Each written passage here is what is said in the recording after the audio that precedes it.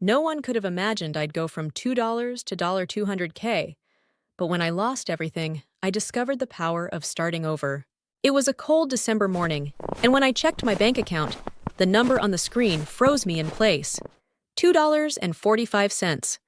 I'm Alexa Carter, 35 years old, mother of three, and once a successful sales manager. But now, I was staring at my last few dollars, wondering if I should buy milk for my kids or bread to keep them fed. Everything had happened so fast. 15 years of building my career, gone in an instant when the pandemic crushed the company I worked for. As I packed up the last of my things from my office, I remember glancing at my Sales Manager of the Year plaque on the wall, a reminder of all my hard work and commitment. The irony hit hard. I was now unemployed, and that plaque, which once filled me with pride, now felt like a distant memory. I was emotionally and mentally drained. Every night, as I lay in bed, my mind would race. The constant worry about my kids' future was consuming me. Emma was 12, Jake was 9, and little Sarah was only 6. Every time I looked into their eyes, I felt like I was failing them. When they'd ask, "Mom, why can't we get pizza anymore?" I'd choke back tears, forcing a smile, and tell them, "Soon, I promise." But inside, I felt broken. When I couldn't pay the rent, we had no choice but to move into the basement of my closest friend, Maria.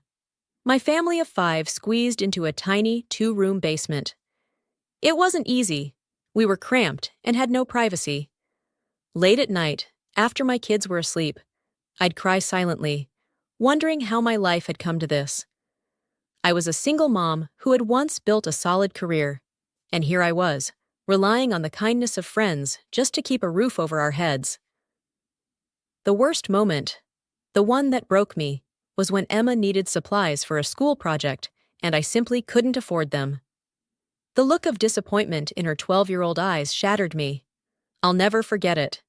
That night, I found myself staring at my reflection in the bathroom mirror, silently screaming at myself, "This can't go on, Alexa. You have to turn this around." And that was the night everything changed. I decided to act. I wasn't going to sit back and wait for a miracle. I was going to fight for one. The very next day, I started reaching out to old colleagues, people I hadn't spoken to in years. And then, an old colleague mentioned an opening for a position in software sales. Me? In software sales? I had zero experience in tech. But what did I have to lose? I was already at rock bottom, and I was willing to try anything. When I landed the interview, I worked day and night to prepare. I stayed up late, learning everything I could about the software industry. I knew I had the skills. It was just a matter of adapting them to a new field. My first big presentation was terrifying. My legs were shaking, my hands were sweating. But somehow, I pulled through. The client was impressed, and for the first time in what felt like forever, I saw a glimmer of hope. In that moment, I knew I could make this work if I just kept pushing. Those first 3 months were brutal. I managed only small sales, barely enough to scrape by. After every failed meeting, I'd go home, reread product catalogs, study online courses, and push myself to understand every technical term.